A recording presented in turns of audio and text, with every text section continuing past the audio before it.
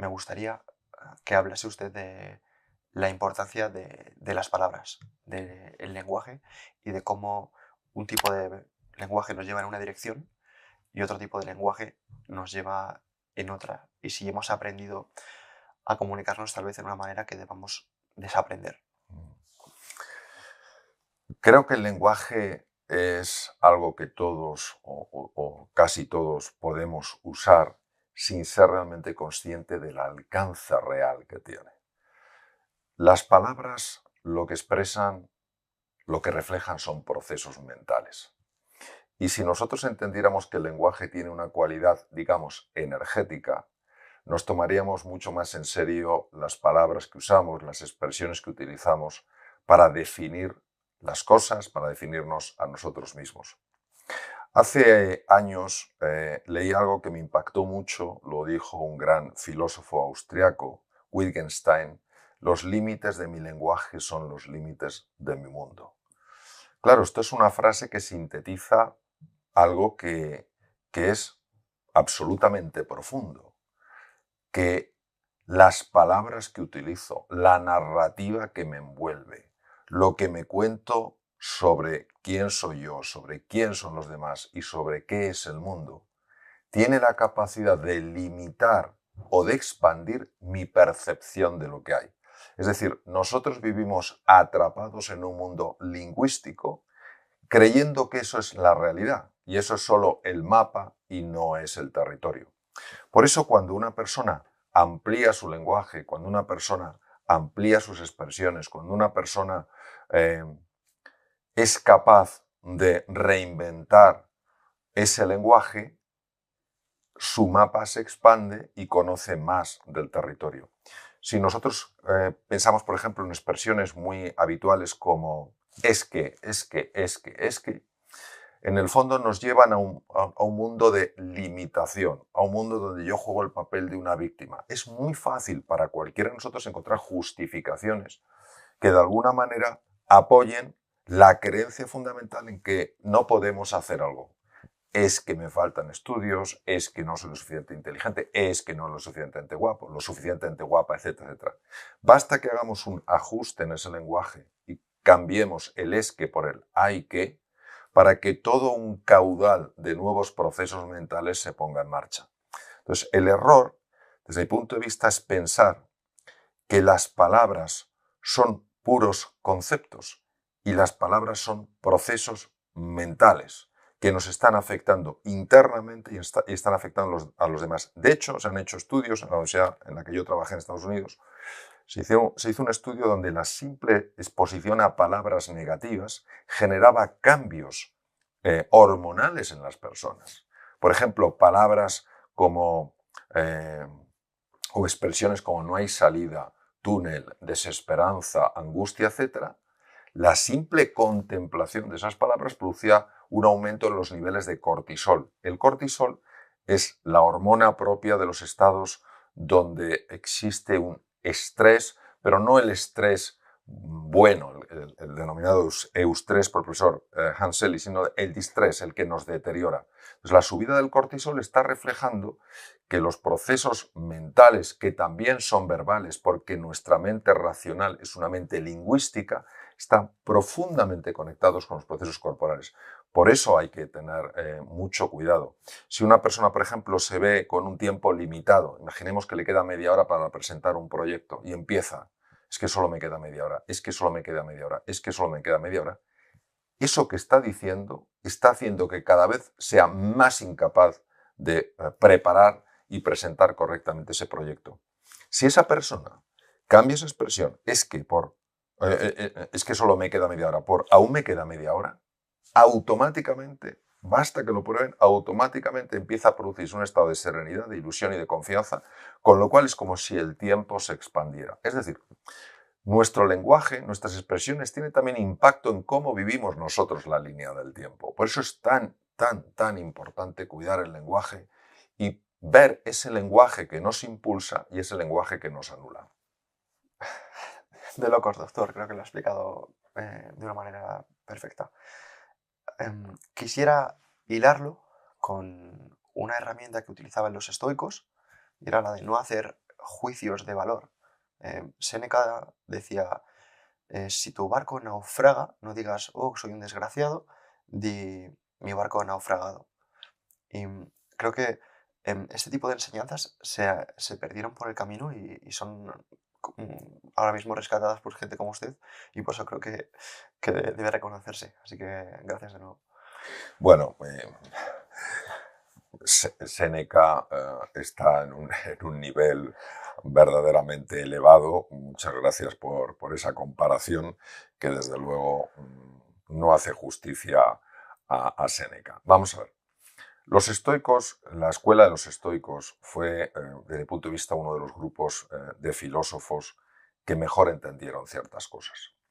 Y el lenguaje tiene dos capacidades. Tiene la capacidad descriptiva y tiene la capacidad generativa. Cuando Séneca, el gran cordobés, dice el barco se está hundiendo, está haciendo una descripción de lo que está sucediendo. Cuando Séneca dice soy un desgraciado, está haciendo una evaluación, una interpretación sobre lo que pasa. ¿Qué ocurre? Que nosotros somos reos, esclavos de nuestras interpretaciones. Si él hace esa reflexión, mi barco se está hundiendo, su mente se mantiene tranquila, su mente se mantiene en el modo de exploración, pero si dice qué desgraciado soy, pasan fenómenos muy curiosos a nivel cerebral. La parte que le va a dar, la parte del cerebro que le va a permitir encontrar opciones para sobrevivir, por ejemplo, un tablón flotando, una vela por ahí que pueda servir en el futuro, quién sabe. Esa parte, si el lenguaje es descriptivo, esa parte va a funcionar bien y va a poder encontrar recursos que le van a ayudar o le van a dar más posibilidades de no ahogarse. Pero si él dice soy un desgraciado, las áreas del cerebro, que son las áreas prefrontales, que son precisamente las que le tienen que enseñar cómo salir de ahí, se ven bloqueadas. Y él favorece el ahogarse, es decir, de alguna manera su creación lingüística está generando la percepción que él tiene y los resultados que se obtienen como consecuencia de esa percepción. ¿Quiere eso decir que el lenguaje solo sirve para describir? No. El lenguaje sirve para describir y el lenguaje tiene que servirnos para crear una realidad mental que aumente nuestras posibilidades y no las reduzca. Por ejemplo, si en ese mismo naufragio yo me pregunto ¿por qué he tenido que naufragar yo? Eso me hunde en un pozo de desánimo, en un pozo de desesperanza. No hay un porqué. Hay gente buena que va por el mar y naufraga, y va en barcos que son barcos buenos y naufragan. Muchas veces no hay un porqué, pero si yo cambio la pregunta y digo, ¿para qué? ¿Para qué he naufragado? Estoy cambiando la desesperanza por la apertura al misterio. Hay un para qué.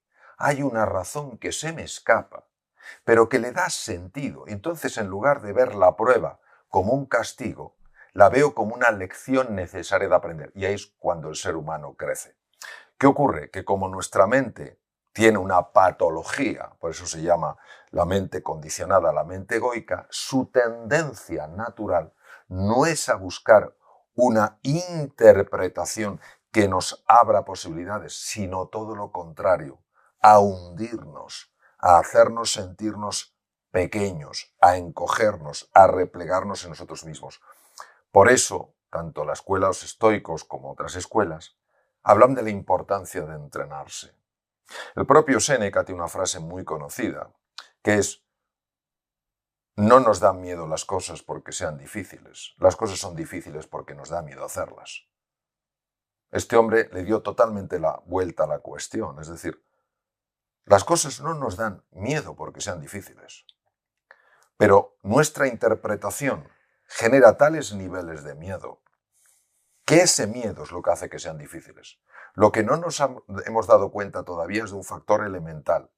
Elemental, pero claro, nada fácil de ver. Las emociones no son reacciones. son creaciones. Si yo veo una emoción como una reacción, ¿qué le voy a hacer? Eso es como un reflejo condicionado. Me dan con un martillo en la rodilla y estiro la pierna.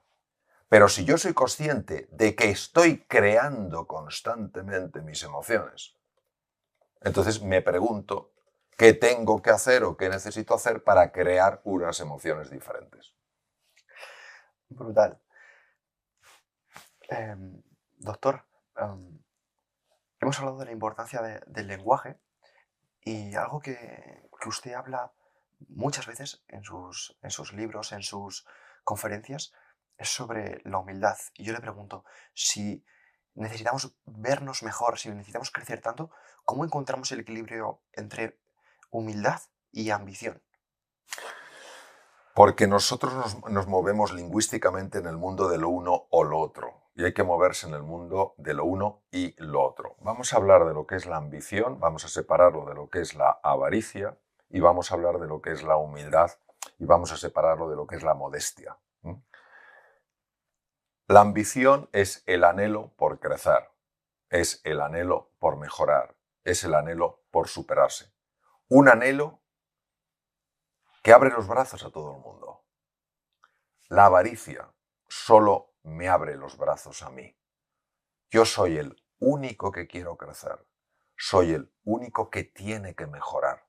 Soy el único que puede avanzar. Esa es la diferencia. La diferencia entre la ambición y la avaricia, como al menos yo lo contemplo, es que la ambición para nada ve a los demás como rivales. Les ve como compañeros de juego. Mientras que la avaricia ve a los demás como rivales. Con lo cual siempre hay un enfrentamiento. Vamos a hablar ahora de la humildad. Hay dos niveles de humildad desde mi experiencia, la humildad aparente y la humildad real. ¿Por qué es tan importante la humildad?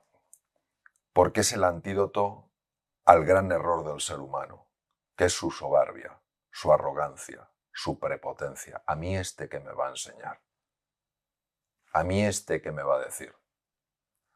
Y esto nos posiciona directamente en el nivel más peligroso en el que puede vivir un ser humano, que es el de la ignorancia. ¿Qué es el de la ignorancia? Entonces la humildad es abrirse sencillamente a todo un mundo por conocer. De hecho, si volvemos atrás en el tiempo y nos vamos a uno de los, probablemente el gran padre de la filosofía, Sócrates. Sócrates, cuando el oráculo de Delfos le reconoció como el hombre más sabio del mundo, Sócrates podía haber tomado muchas disposiciones. La primera disposición es la más tentadora, dejarse halagar, convertirse en un ídolo de la sociedad ateniense de la época. Pero Sócrates, que era un hombre que quería conocer la verdad y murió defendiendo la verdad, dijo: solo sé que no sé nada, y aún así sé más que todos los que esto lo ignoran. Es decir, él reconocía que hay un nivel de conocimiento de tal profundidad que supera todo lo que la mente racional es capaz de entender. Pero también sabía que muchas personas vivimos encerrados en esta cosmovisión, en este mapa mental, considerando que nuestra verdad es igual a la realidad. Entonces, la humildad es esa disposición abierta a dejarse enseñar y a dejarse hacer. Cuando una persona no trabaja su humildad, no está trabajando ni su capacidad de ver ni su capacidad de escuchar. Hay, en mi experiencia, dos niveles. Un nivel que es el nivel donde es muy aparente la persona que es humilde y la que no lo es, y un nivel mucho más profundo donde la humildad es muchísimo más desafiante. Cuando uno penetra en esos niveles, que no son fáciles de asumir ni de aceptar, se da cuenta de hasta qué punto su ego está presente sin ser consciente de hasta qué punto está presente. Entonces estamos hablando de parcelas profundas en el inconsciente. ¿Qué ocurre? Pues que para mí la apertura a la humildad es igual a la apertura a la verdad.